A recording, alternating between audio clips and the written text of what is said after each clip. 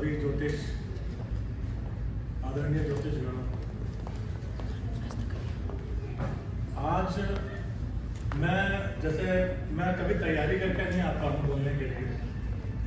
मैंने राजेश जी को सुना अच्छे से, तो इन्होंने कहा कि अगर केंद्र में 100 राशि या कुछ का होगा तो महापुरुष योग बनाएगा। जैसे बृहस्पति की बात की, तो बृहस्पति हंस नाम का पंच महापुरुष योग बनाता है। लेकिन अगर ऐसे भी केंद्र में बृहस्पति हो या त्रिकोण में हो तो भी हमारे बॉडी में ऑक्सीजन लेवल बढ़ जाता है। ये जो संस्कार है, जिसके अंदर ऑक्सीजन लेवल ज्यादा होगा वो बड़ा संस्कारित होगा। बहुत पहले एक सीरीज चलाई थी मानवेंद्र जी ने मंगल ग्रह के ऊपर।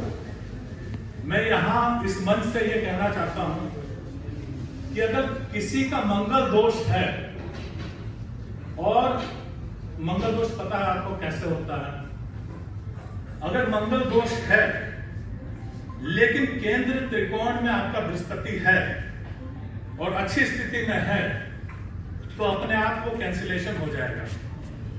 क्योंकि एक गुरु जिसका अच्छा है उसका इक्विलाइजर अच्छा है। मंगल माने क्रोध, मंगल माने क्रोध। और गुरु आपके सामने बैठा हुआ है और कितना भी आपका क्रोध हो, अब वो क्रोध जो है एक सकारात्मक ऊर्जा बन जाएगी और आपके हर काम को ऊर्जा के साथ संपन्न करवाएगी। दोस्तों, संस्कार 16 तरह के होते हैं। पहला संस्कार होता है गर्भधारण। ये बड़ा अति महत्वपूर्ण संस्कार होता है। लेकिन मैंने जैसे कहा कि संस्कारों का पूरा लेखा जोखा, पूरा जो रेस्पॉन्सिबिलिटी है वो बृहस्पति के ऊपर है। बृहस्पति कोशिश करे कि आपका बढ़ता जाए। ये जो संस्कार होते हैं कुछ और नहीं होते हैं, ये हमारी आदत है, हमारा व्यवहार है, और विवेकपूर्ण व्यवहार जो किसी को लुभाए, मन में प्रीतिकर हो, ऐसा व्यवहार। अगर संस्कारित लोग समाज में ज्यादा होंगे, अगर संस्कारित लोग समाज में ज्यादा होंगे तो समाज समझे कि ये स्वर्ग बन जाएगा, क्योंकि जीवन बड़ा आसान हो जाएगा। ये भारतीय संस्कृति और सभ्यता के ऊपर पाश्चात्य संस्कृति ने बड़ा आघात किया। बार बार आक्रांता आए, कोशिश की इसे मिटाने की, लेकिन कहीं ना कहीं ये संस्कार हमारे डीप रूटेड थे। अंदर इतने चिप जो हमारी है, जो सिन कार्ड है, वो इतना अंदर तक घुसा हुआ था कि कितने भी आए लेकिन वो हम टस से मस नहीं हो पाए। अभी भी हमने अपने संस्कार को जागृत रखा हुआ है, फिर भी कितने लोग भटक रहे हैं टीवी के माध्यम से, फिल्मों के माध्यम से। अगर हम कोशिश करें कि श्रेष्ठ आत्मा को हम गर्भ में लेके आ सकें, यही से एक महामानव पैदा होगा। बहुत पहले मैंने एक चर्चा सुनी थी कि अंबा मालिका महाभारत के टाइम पर जब बच्चा नहीं हो पा रहा था तो वेद व्यास जी को बुलाया गया था और नियोग करने के लिए कहा गया था। तो वेद व्यास जी ने कहा कि अंबा, अंबालिका और ये दासी पुत्री है, इन तीनों को जो बच्चा होगा, दासी को तो होगा बड़ा तेजस्वी, प्रतापी, ज्ञानी, ज्योतिषाचार्य होगा, और अंबा मालिका को जो होगा, एक को होगा पांडु रोगी, वो भीरू होगा, अंदर से पीलिया रोगी होगा, और दूसरा नेत्रहीन हो सकता है। ऐसा कैसे कह दिया उन्होंने? दोस्तों, विवाह होता है केवल सेक्स के लिए नहीं होता है। यहाँ पर हमारे जो पूर्वज थे वो आह्वान करते थे कि है श्रेष्ठ आत्मा, आप हमारे पास आइए, गर्भ में आइए, पूजा करते थे, उसके बाद समागम करते थे। इसके माध्यम से होता क्या है, जब आप पूजा करते हैं तो आप एक अलग लय में होते हैं, एक माधुर्य, एक संगीत बज रहा होता है, वो प्रेम अलग दृष्टिकोण का हो जाता है। आजकल क्या हुआ, प्रेम हो, शादी होती है लोग उसके खुमार में शराब पी लेते हैं, गुटखा खा लेते हैं, फिर बीवी के पास जाकर के समागम करने की कोशिश करते हैं। ऐसे में पिशाच योनि के लोग आएंगे, क्योंकि जो आपके अंदर उस समय मनोभाव है, इसीलिए कहा गया कि अवैध संबंध मत बनाइए। उसके पीछे कारण केवल इतना था कि चोरी से कोई चीज कर रहे हैं आप, कायरतापूर्ण रूप से कर रहे हैं, डर के साये में कुछ कर रहे हैं, या लोभ है उस समय, क्रोध में कोई चीज कर रहे हैं, तो होगा क्या? जो आपने ऊर्जा भेजी उस तरह की आत्मा समन्वय बना करके उसके अंदर प्रोजेक्ट होगी और वैसा बच्चा उत्पन्न होगा। रावण जी का जन्म इसी तरह से हुआ। संध्या काल था, उनके पिताजी विशेष शर्मा थे, उनके पास उनकी मां, रावण जी की मां, महाप्रतापी रावण जी की मां पहुंची, केकसी नाम था उनका। उन्होंने कहा मुझे कुबेर जैसा बालक चाहिए। विशेष शर्मा ने कहा है सुंदरी देवी, ये कोई समय है गर्भाधान का? संध्या वेला है कि नहीं, मुझे ऐसा प्रतापी बच्चा चाहिए।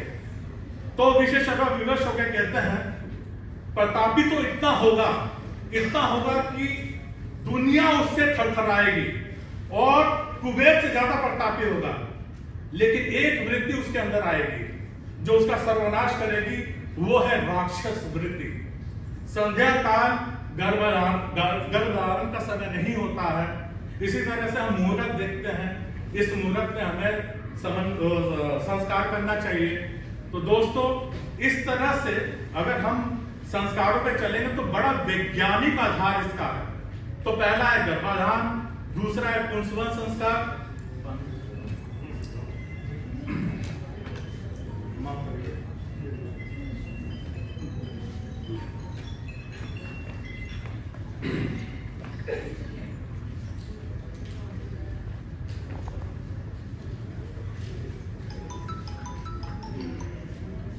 दूसरा संस्कार है पुंसवन संस्कार। यहां तीसरे महीने तक एक संस्कार किया जाता है, क्योंकि तीसरे महीने में गर्भ के अंदर में आत्मा का प्रवेश होता है। तो यहां पर श्रेष्ठ आत्मा को बुलाया जाता है और उस समय कोई गोचर में खराब ग्रह चल रहा होता है, तो उसका शमन हो सके वेदोपचार के द्वारा। तीसरा संस्कार है तीसरा संस्कार है सीमंतोदयन। इसमें क्या होता है कि छठे महीने में जब शनि, छठा महीना गर्भकाल में शनि का होता है, शनि जब आता है तो कई बार उनकी वक्र दृष्टि की वजह से गर्भपात हो सकता है, तो उनकी शांति के लिए ये संस्कार कराया जाता है। चौथा संस्कार है जाप कर्म। जाप कर्म के अंदर होता क्या है कि सलाई से बच्चे की जिह्वा पर ओम लिख दिया जाता है। अब ये ओम जो है वो उसको आध्यात्मिक चेतना की ओर अग्रसर करता है, और जो शहद है वो अमृत है, उसके अंदर बड़ी अमृत जाता है। पांचवा संस्कार हो गया जब बच्चा उत्पन्न होता है तो उसका नामकरण रखा जाता है। नामकरण कोशिश की जाती है कि ऐसा रखा जाए जिससे प्रेरणा मिल सके, या तो ईश्वर के नाम पर या कोई प्रेरणादायक, हर नाम के पीछे कुछ ना कुछ अर्थ छुपा होता है। छठा संस्कार होता है निष्क्रमण संस्कार। इसमें बाहर की दुनिया से बच्चे को अवगत कराया जाता है। गर्भकाल में 9 महीने तक वो गर्भ के अंदर था, अंधेरे में था, तो कोशिश की जाती है कि पहला जो बाहर दर्शन कराया जाए, चंद्रमा को कराया जाए, फिर सूर्य का दर्शन कराया जाए। इसमें होता क्या है कि चांदी का जो लॉकेट पहनाते हैं, चंद्रमा और सूरज इसके प्रतीक के रूप में पहनाया जाता है। फिर आता है आपका इसके बाद आता है अन्नप्राशन संस्कार।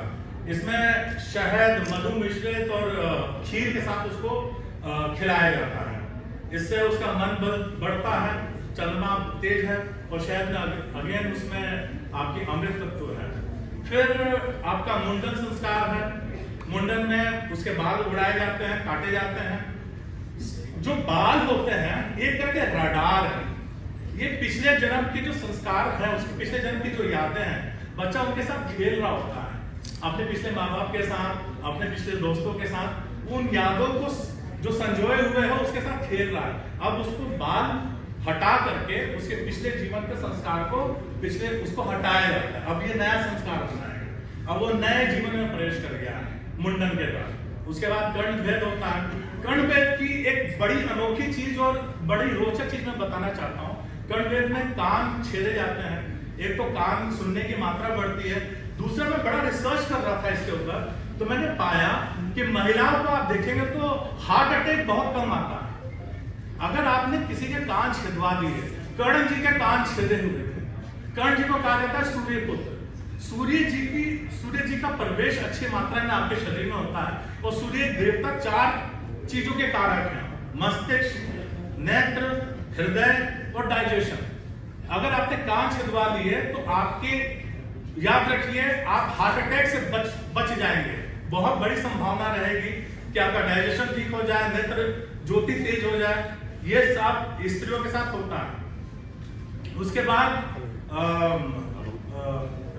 विद्या आरंभ संस्कार है, इसमें सरस्वती माता की पूजा की जाती है। और 11वां संस्कार है यज्ञोपवीत। इसमें उपनयन भी कहते हैं, जन्म भी कहते हैं। यहाँ से दूसरा जन्म होता है। यहाँ शुद्रता, हर बच्चा शूद्र के रूप में जन्म होता है। यहाँ पे जो संस्कार देने के बाद वो एक नए जीवन में पंडित के रूप में उसका पदार्पण होता है। फिर यहाँ से 12वां संस्कार है वेद आरंभ, 13वां संस्कार है केशान और 14वां संस्कार है आपका समावर्तन। असल में ये होता है गुरुकुल में केवल। इसके बाद आता है विवाह संस्कार। विवाह 8 प्रकार के होते हैं। हम जो करते हैं वो देह विवाह होता है। इसमें 7 फेरे लिए जाते हैं। ये दायित्व निभाएं कि हम एक दूसरे की खूब जीवन भर साथ निभाएंगे। और लास्ट होता है अंत्येष्टि संस्कार। इसमें आप 4 कंधों पर यात्रा करते हैं, शमशान भूमि जाते हैं, भस्मीभूत हो जाते हैं, फिर दूसरे गर्भ के लिए इंतजार करते हैं। इसमें भी कोशिश की जाती है 13 दिन के बाद सूतक समाप्त होता है। आप 13 दिन के बाद पूजा पाठ शुरू कर सकते हैं। कहते हैं कि जो तमोगुणी आत्मा है 13 दिन के बाद नया घर तलाश लेती है। 27 दिन के बाद रजोगुणी आत्मा तलाश लेती है। और जो सतुगुणी आत्मा है वो स्वच्छंद होती है। वो जब उसकी मर्जी, जब उसको अच्छा घर मिलेगा, जब गोचर में देखेगा कि इस समय कुछ के ग्रह चल रहे हैं, तब वो जन्म लेता है। इस तरह से ये 16 संस्कार पूर्ण होते हैं। और अगर इसका हम निर्वाह करते हैं तो हम अपने जीवन को बड़ा आसान बना सकते हैं, सुखद बना सकते हैं, आनंदित बना सकते हैं। नमस्कार, धन्यवाद।